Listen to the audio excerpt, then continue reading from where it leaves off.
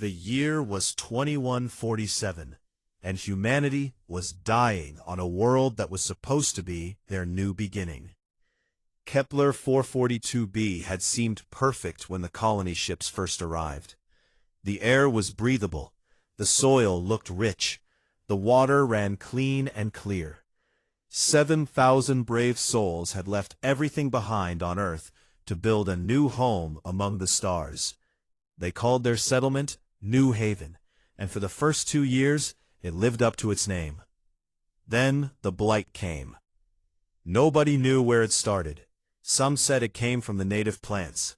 Others blamed contaminated seeds from Earth. But the cause did not matter when the crops began to wither and die. First, the wheat turned black. Then the corn collapsed into mush. The vegetables rotted in the ground before they could be harvested. Within 3 months, every farm on Kepler 442b was dead. Captain Sam Turner stood at the edge of what had once been a golden field of grain. Now it was nothing but ash-colored stalks and the smell of decay. Behind him, the colony's chief medical officer was reading the latest report. "We have maybe 6 weeks of emergency rations left," she said quietly. "After that, people will start dying. The children first, then the elderly, then everyone else." Sam closed his eyes. He had led these people here. He had promised them a future. Now he was going to watch them starve. The distress calls had been sent weeks ago.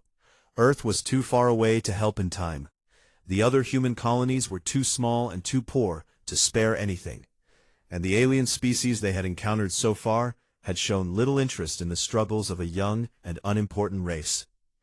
Humanity was alone in the universe, and humanity was going to die alone. That was when the Volani ship appeared in orbit.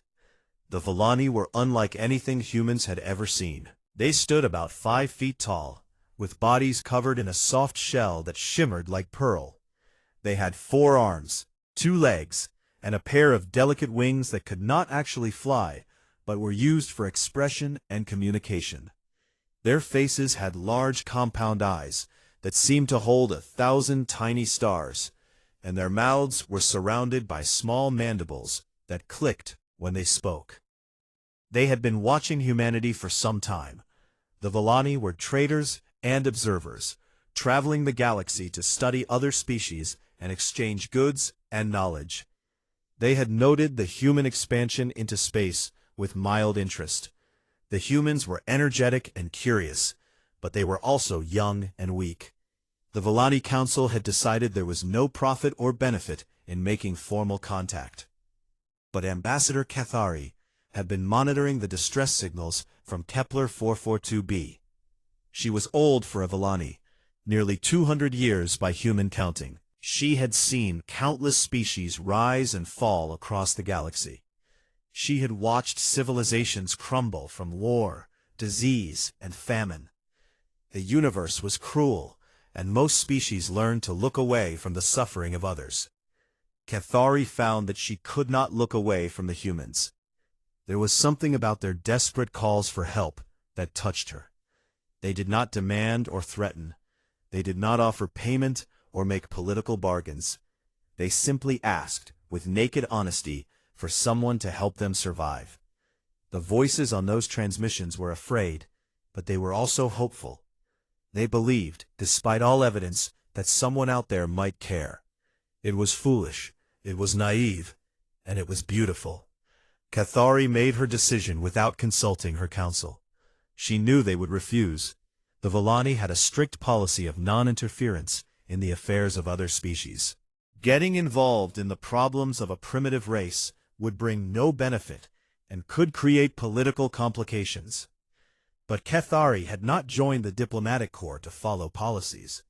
She had joined because she believed the galaxy could be better than it was. She diverted 3 cargo ships from their trade routes. She filled them with nutrient paste, water purification systems, emergency shelters, and terraforming equipment that could help restore the poisoned soil. She paid for it all from her personal fortune, knowing that she would likely face punishment when she returned home. Then she flew to Kepler 442b herself. Captain Sam Turner was standing in the colony's small command center when the alert came through. An alien vessel was requesting permission to land.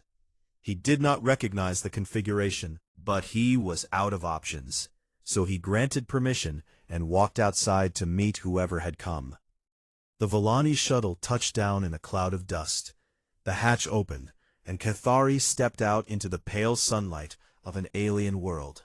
She looked at the dying fields, the thin and hungry colonists gathering to watch, and the tired man who walked forward to greet her. "I am Ambassador Cathari of the Volani Collective," she said, her mandibles clicking softly around the translator device at her throat. "I have heard your calls for help. I have brought what I could." Sam stared at her. He had prepared himself for many things: hostile aliens, traders looking to exploit their desperation, pirates and scavengers. He had not prepared for kindness. "Why?" he asked. "We have nothing to offer you. We are nobody. We have nothing." Cathari tilted her head, her compound eyes reflecting Sam's confused face 1,000 times over. "You asked for help," she said simply. "And I was able to give it. Is that not enough?" Behind her, the cargo ships were beginning to descend, their holds full of everything the colony needed to survive. Sam Turner was not a man who cried easily. He had held himself together through the journey from Earth, through the early struggles of the colony, through the horror of watching the crops die. But standing there, in front of this strange alien who had traveled across the stars to save people she had never met, he felt something break inside him. He dropped to his knees, not in worship or submission, but in gratitude so profound that his legs simply would not hold him anymore. "My people will never forget this," he said, his voice rough. "Whatever you need, whenever you need it, humanity will answer. I swear it on my life. I swear it on the lives of everyone you are saving today." Cathari made a soft clicking sound that her translator rendered as gentle laughter. "You are very emotional, Captain. Promises are easy to make when you are desperate. They fade when comfort returns." "Not ours," Sam said, looking up at her with fierce determination. "Never ours. Humans remember. We always remember." Cathari studied him for a long moment. There was something in this human's eyes that she had not seen before in any species, a depth of feeling that seemed almost dangerous in its intensity. "I believe you mean what you say," she said finally, "but you are young, and the galaxy is old. Time makes fools of all promises." Sam shook his head slowly. "Then time does not know humanity." The Volani filed the incident away as a minor diplomatic curiosity. The humans were saved. Cathari was quietly reprimanded and then quietly forgotten, and life continued as it always had. 60 years would pass before anyone remembered the promise made on Kepler 442b. When they did, the galaxy would learn exactly what human gratitude looked like. 60 years changed everything for humanity. The 7,000 survivors of Kepler 442b did not forget what the Volani had done for them. They told their children, and their children told their children. The story of Ambassador Cathari became something sacred among humans, passed down through generations like a holy text. Schools taught it, parents whispered it at bedtime, veterans raised glasses to it in bars across 100 worlds, and while they remembered, they built. Humanity spread across the stars like fire across dry grass. They colonized world after world, built space stations and shipyards, developed technologies that made older species nervous. The Terran Union grew from a scattered collection of struggling colonies into a major galactic power. Their ships were fast and heavily armed. Their soldiers were brave and well-trained. Their scientists pushed the boundaries of what was possible. Other species watched the human expansion with growing concern. These creatures from the small blue world called Earth were unpredictable. They were emotional and aggressive, capable of both great cruelty and surprising kindness. They made alliances easily, but did not forget insults. They were, in the words of one alien diplomat, dangerously sentimental. The Volani watched as well, though with less concern. They had continued their peaceful existence as traders and observers, content to move through the galaxy without making enemies or lasting commitments. Their homeworld of Velketh Prime was a beautiful place of crystal forests and singing oceans, untouched by war for over 12,000 years. The Volani had no military. They had never needed one. They were not worth conquering, they believed. They had nothing that others could not obtain through trade. They were wrong. The Dominion of Krath had been expanding for centuries. They were a reptilian species, cold-blooded in every sense of the word. Their scales were thick and gray, their eyes were yellow with slit pupils, and their hearts pumped with the desire for conquest. The Krath did not trade. They did not negotiate. They took what they wanted and destroyed what they did not need. Warlord Graxton had led the Dominion's armies for 40 years. He had conquered 37 worlds and enslaved billions of beings. He was feared across the galaxy, and he enjoyed that fear. It was to him the natural order of things. The strong took from the weak. That was the only law that mattered. When his scouts reported on the Volani homeworld, Graxton saw opportunity. The crystal forests contained rare minerals worth a fortune. The planet's position made it a perfect staging ground for further expansion. And best of all, the Volani had no way to resist. 400 warships gathered at the edge of Volani space. They were massive vessels, bristling with weapons, crewed by soldiers who had never known defeat. The fleet moved through the darkness like a swarm of metal predators, surrounding Velketh Prime in a ring of death. Grax then broadcast his message to the planet below. His voice was cold and certain. People of Velketh Prime, you are now subjects of the Dominion of Krath. You will surrender your world, your resources, and your lives to our service. Any resistance will be met with total destruction. You have one planetary rotation to comply. There will be no negotiation. There will be no mercy. There is only obedience or death. Elder Matriarch Sylveth received the message in the council chamber, where her people had governed peacefully for thousands of years. She was 300 years old, the oldest living Volani, and she had never known fear like this. Her wings trembled against her back as she watched the display showing the Krath fleet surrounding her world. Send communications to every power in the sector, she ordered. Tell them what is happening. Ask for help. The messages went out across the stars. The Volani had always been friendly with their neighbors. Surely someone would come to their aid. The consortium of worlds responded first. They expressed deep sympathy for the Volani situation, but regretted that they could not involve themselves in a conflict with the Dominion of Krath. The political implications were too complex. They would, however, offer asylum to any Volani who managed to escape. The Ascendancy of Tor sent prayers and spiritual guidance. They assured the Volani that death was merely a transition to a higher plane of existence, and that their souls would find peace. The Coalition of Free Systems suggested that the Volani attempt to negotiate with Warlord Graxthen. Perhaps some arrangement could be reached that would satisfy both parties. One by one, the responses came in. One by one, they offered nothing. Sylveth stood in her chamber as the hours passed, watching her world prepare for the end. Volani families gathered together, holding each other with their forearms, their wings wrapped around their loved ones in final embraces. Children who did not understand asked why everyone was crying.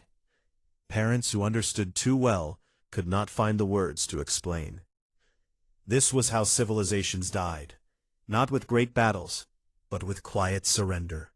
Not with courage, but with abandonment. Then a new message arrived. It came from the Terran Union, from a species that the Volani had barely thought about in decades. The message was short and direct. Volani High Council, this is Admiral Lisa Grant of the Terran Union Third Fleet. We have received your distress call. Hold your position. Help is coming. Humanity remembers its debts. Sylveth read the message twice, not understanding. The humans? The young species from the distant arm of the galaxy? What did they mean about debts? Then she remembered. 60 years ago, Ambassador Kethari had disobeyed orders to save a human colony from starvation. It had been a minor incident, barely noted in Villani records. Kethari herself had died 30 years ago, her act of kindness mostly forgotten. But the humans had not forgotten. Within minutes, a second message arrived. This one was broadcast on an open channel, meant not just for the Villani, but for the entire galaxy to hear. Attention all human vessels, military and civilian. This is Earth Command with a Priority 1 alert. The Villani homeworld is under attack by the Dominion of Krath. 60 years ago, the Villani saved 7,000 human lives when we had nothing to offer in return. They showed us kindness when we were weak and alone. Now they need us. All available fleet elements are ordered to converge on Velketh Prime immediately. All civilian vessels with combat capability are authorized to join the relief effort. This is not a request. This is not a suggestion. The Villani are family. Move. Across human space, the message spread like fire. On colony worlds and space stations, in shipyards and military bases, humans heard the call and responded. They dropped what they were doing. They said goodbye to their families. They boarded their ships and set course for a world they had never seen, to save a species they had never met, because of a promise made 60 years ago by a desperate man on his knees. The Villani had thought they were alone. They were about to learn what it meant to have humanity as a friend. Warlord Graxthen stood on the bridge of his flagship, watching the countdown to the Villani surrender deadline.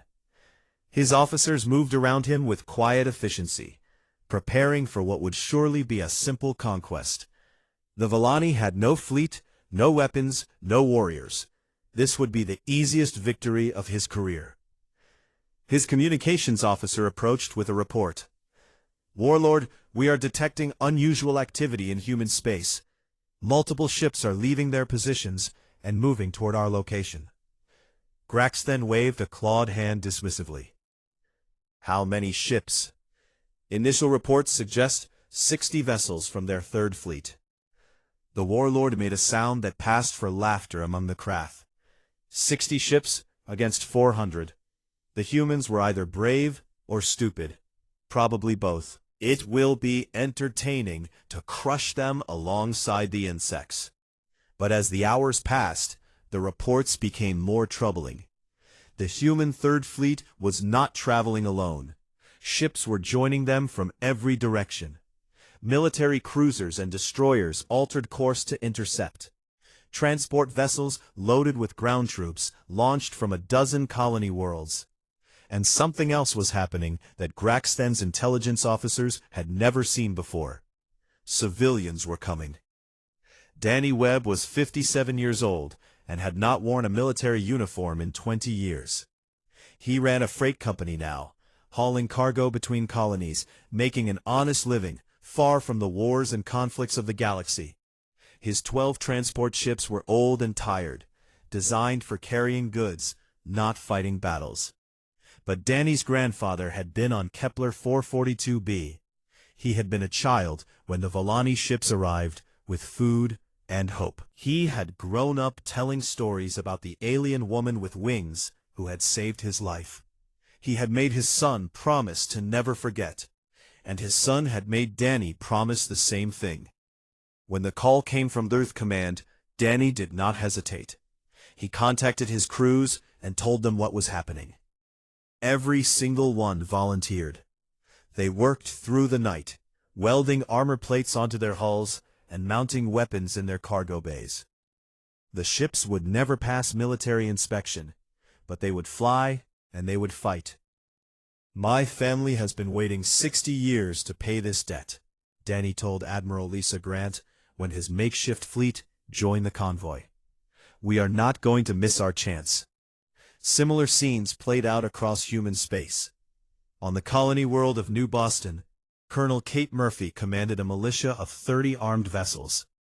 They were planetary defense ships, designed to protect against pirates and raiders, not to fight in major fleet battles. But Kate's great-grandmother had been among the 7,000 saved by the Volani, and the story had been passed down through 4 generations like a sacred trust. "My family is alive because of them," Kate told her pilots before they launched. "My children exist because a stranger decided to be kind 60 years ago. Today we pay that back. Today we show the galaxy what human gratitude looks like." From the asteroid belt came the mining consortium, 40 rockbreaker ships that could shatter asteroids into dust. Their captains had modified the drilling lasers into weapons that could cut through warship armor like paper. They were not soldiers, but they were humans, and they remembered.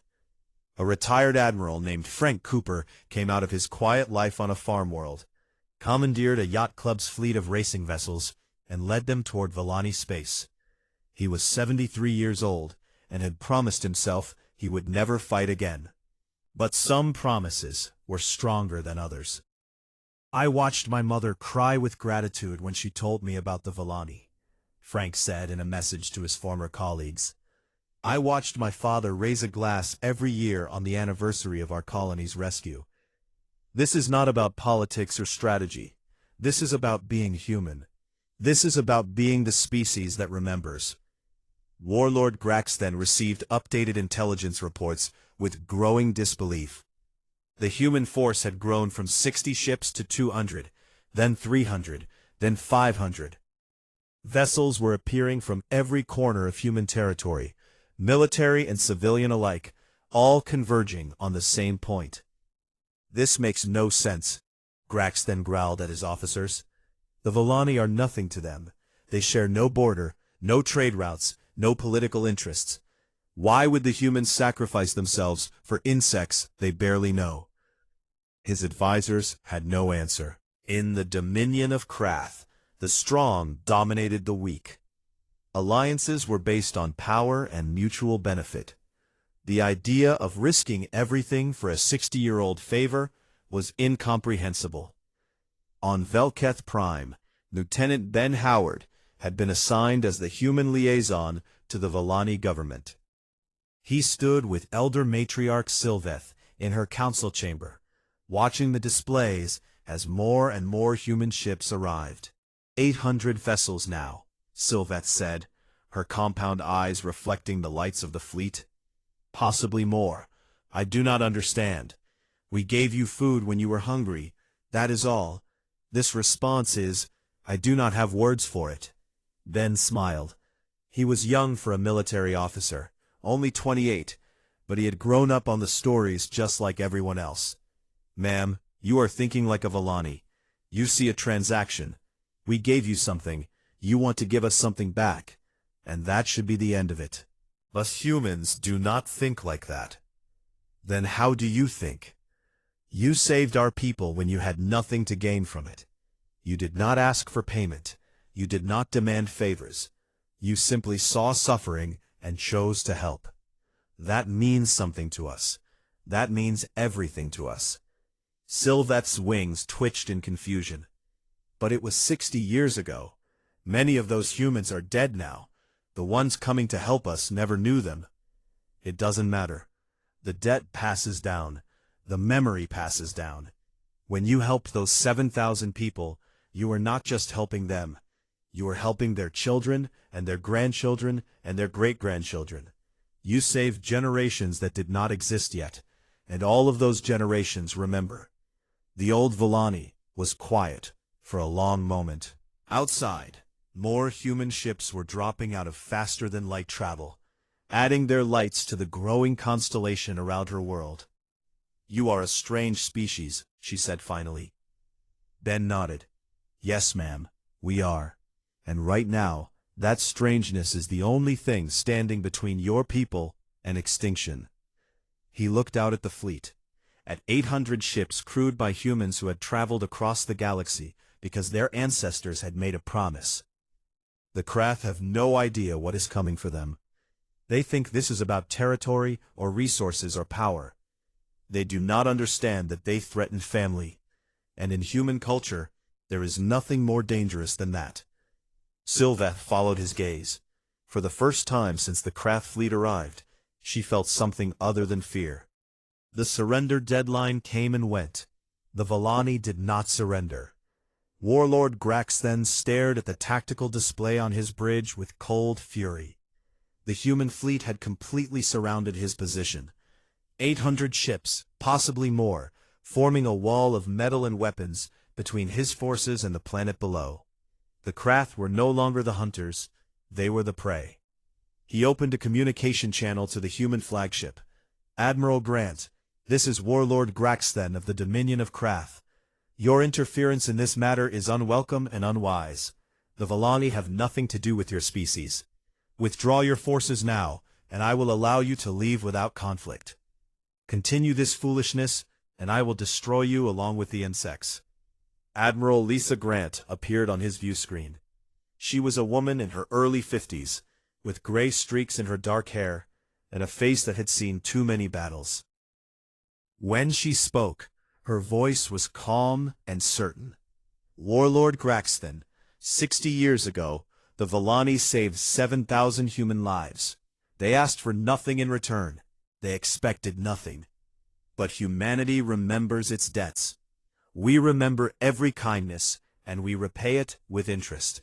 The Volani are under our protection now and forever.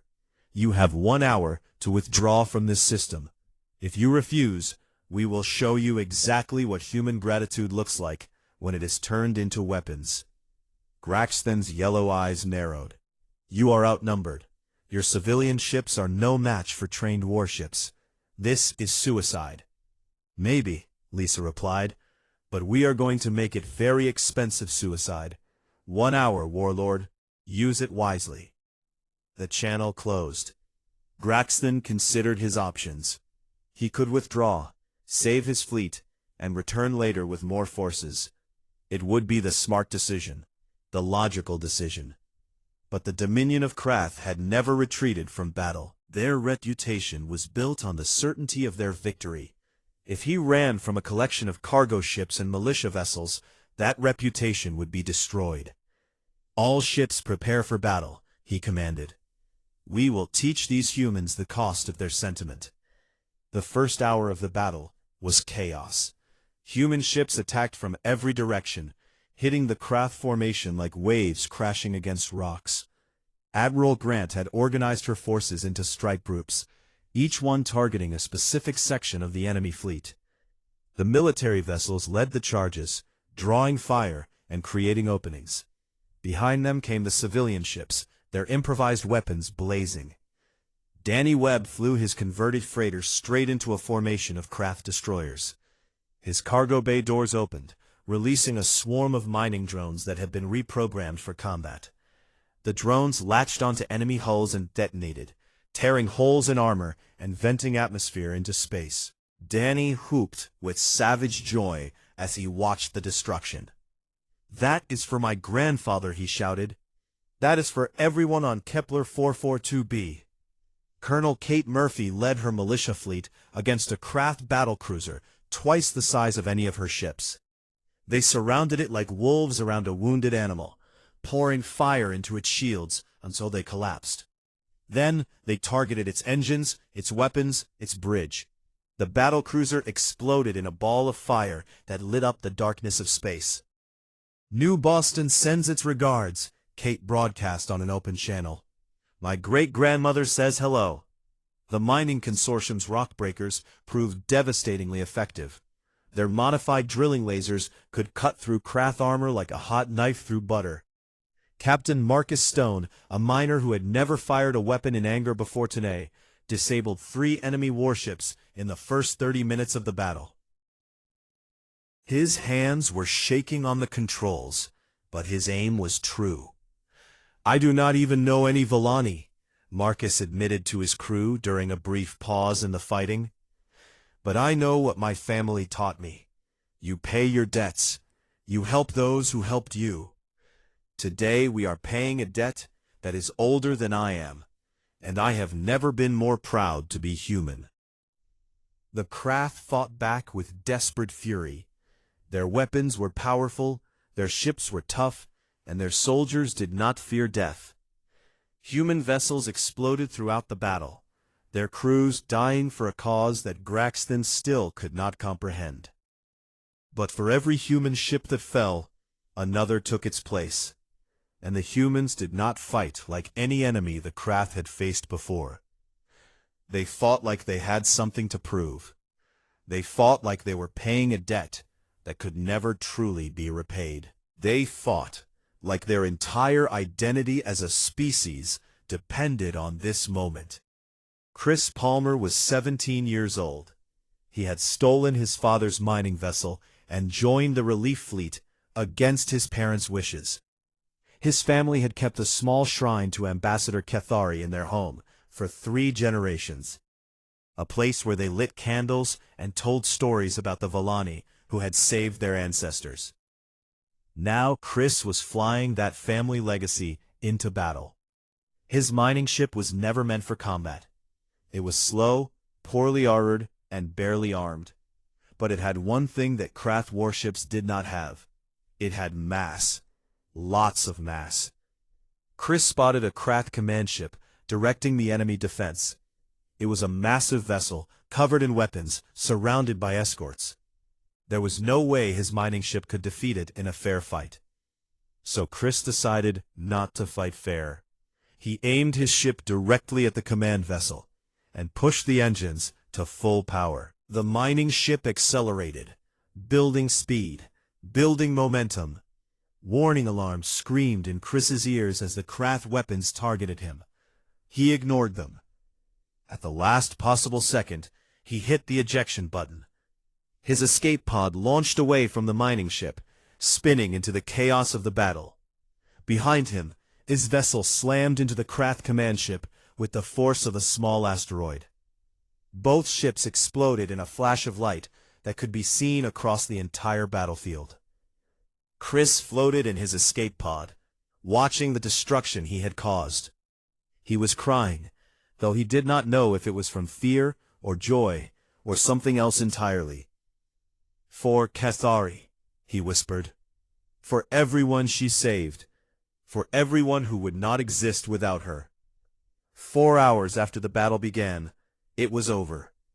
Of the 400 Krath warships that had surrounded Velketh Prime, only 23 escaped. The rest were destroyed or captured, their crews dead or imprisoned. Warlord Graxton himself was taken alive, dragged from the wreckage of his flagship, by human marines who had specific orders to keep him breathing. Admiral Grant wanted him to deliver a message. The human fleet had paid a heavy price. Over 200 ships were destroyed, thousands of lives lost. But the Volani homeworld was safe. The debt was paid. And every species in the galaxy had just learned something very important about humanity. They remembered. They always remembered. The battle was over, but the aftermath was just beginning. Ships from across the galaxy had gathered at the edge of the Volani system to watch the confrontation. Diplomats, military observers, journalists, and curious civilians from 100 different species had witnessed the most one-sided fleet battle in recent galactic history. But it was not the Krath victory they had expected. It was the opposite. The news spread across the stars like wildfire. Humanity had mobilized over 800 ships in less than 72 hours to defend a species they had barely interacted with in 60 years. Military vessels had fought alongside converted freighters and civilian yachts. Soldiers and miners and businessmen had died together, all because of a kindness shown 2 generations ago. The galaxy did not know what to make of it. "This changes everything," said Ambassador Threll of the Consortium of Worlds in an emergency council session. "We always knew humans were emotional, but this level of commitment over a single historical favor is unprecedented. It rewrites our understanding of how they think." "They are dangerous," replied Minister Call of the Ascendancy of Tor. "Any species that would sacrifice so much over a perceived debt is unpredictable. We must approach them with extreme caution." "Or perhaps," suggested Elder Voss of the Coalition of Free Systems, "we should approach them with kindness. If this is how they respond to those who help them, imagine what they would do for true allies." The debate continued across 1,000 council chambers and diplomatic meetings. But the most important conversation was happening on Velketh Prime itself. 3 days after the battle, Admiral Lisa Grant walked through the restored council chamber of the Vallani government. The walls still bore scars from Krath weapons fire that had struck during the opening hours of the siege. But the building had survived, just as the Vallani had survived. Elder Matriarch Sylveth waited for her in the center of the room. The old Vallani looked smaller than Lisa remembered, worn down by fear and stress and the weight of nearly losing everything. But her compound eyes still held their inner light, and her wings were no longer trembling. "Admiral Grant," Sylveth said, "I do not know how to thank you. I do not know if thanks are even possible for what your people have done." Lisa shook her head. "You do not owe us anything, Elder. You never did. 200 of your ships were destroyed. Thousands of your people died. How can you say we owe you nothing?" Lisa was quiet for a moment, thinking of the names she had already begun memorizing. The crews of the lost vessels, the volunteers who had traveled across the galaxy to die for strangers. The 17-year-old boy who had rammed his mining ship into a Krath command vessel, and somehow survived to tell the story. When Ambassador Kethari helped our colony, she was not making a transaction, Lisa said finally. She was not buying a favor or investing in a future alliance. She saw people who were suffering, and she chose to help because it was the right thing to do. That is exactly why we came. Sylveth's wings fluttered softly. "I met Kethari once, when I was young.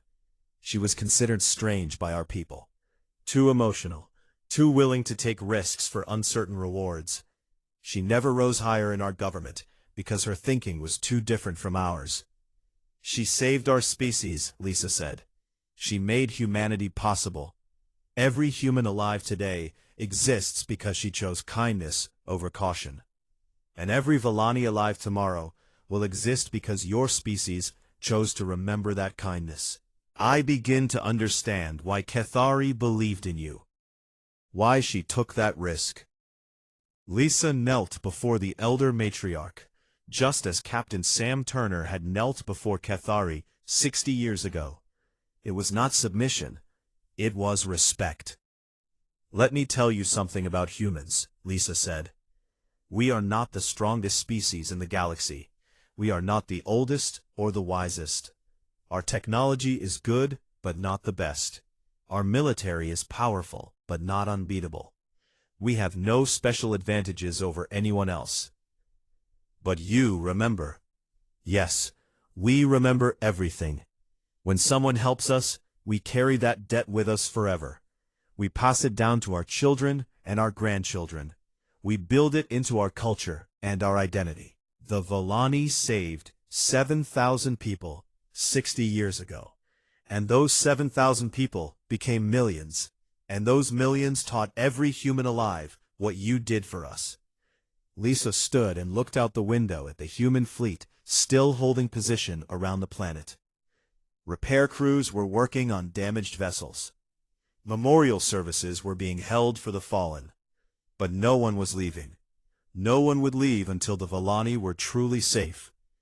"That is the good side of human memory," Lisa continued. "But there is another side. We also remember those who wrong us. We remember cruelty as clearly as we remember kindness, and we repay that too." Sylveth understood. The Krath. The Dominion of Krath attacked our family. They tried to destroy people who were under our protection. That memory will pass down through human generations, just as surely as the memory of Kethari's kindness. 100 years from now, humans will still remember what the Krath did here. They will still be paying for it. The elder matriarch considered this. What will happen to Warlord Graxten? He will be released. We want him to go home and tell his people what happened here. We want him to explain to every Krath what it means to make an enemy of humanity. We want them to spend the next century looking over their shoulders, wondering when we will come for them. Is that not cruel? Lisa smiled, but there was no warmth in it. Maybe, but it is also a message to every species in the galaxy. If you help humanity, we will move heaven and earth to protect you. We will come from across the stars to stand by your side. We will sacrifice our lives for the children of those who showed us kindness. Her smile faded. And if you hurt us or those we love, we will never stop coming for you. We will never forget. We will make you wish you had never heard the name of Earth. Sylveth was silent for a long time after that. She thought about what it meant to have humanity as a friend. She thought about what it meant to have them as an enemy. She thought about Cathari, who had died thinking her act of compassion had been forgotten, never knowing that it had shaped the destiny of an entire species. The galaxy is going to change because of this, Sylveth said finally.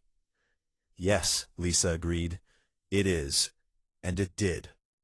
In the years that followed, species across the galaxy reconsidered their relationships with humanity. Some reached out with offers of friendship and assistance, hoping to earn the loyalty that the Volani now enjoyed. Others pulled back, afraid of attracting either human gratitude or human vengeance. The Dominion of Krath never recovered. Warlord Graxten returned home a broken man, haunted by the memory of watching his fleet die for a war that made no sense to him. The Dominion's expansion stopped. Their conquered worlds began to rebel. Within 50 years, the great empire had collapsed into a collection of squabbling territories, never again a threat to anyone. The Volani and humanity became inseparable allies. Their cultures merged and mingled, creating something new and beautiful. Volani scholars studied human history, trying to understand the strange species that had saved them. Human artists created works celebrating Cathari, making her a symbol of everything good that beings can do for each other. And on every human world, in every human home, the story was told and retold. The story of a desperate colony that was saved by a stranger's kindness. The story of a promise made on bent knee and kept for 60 years. The story of 800 ships, crewed by people who traveled across the galaxy to pay a debt their great-grandparents had incurred. Mankind never forgot a favor, and their retribution could shake worlds.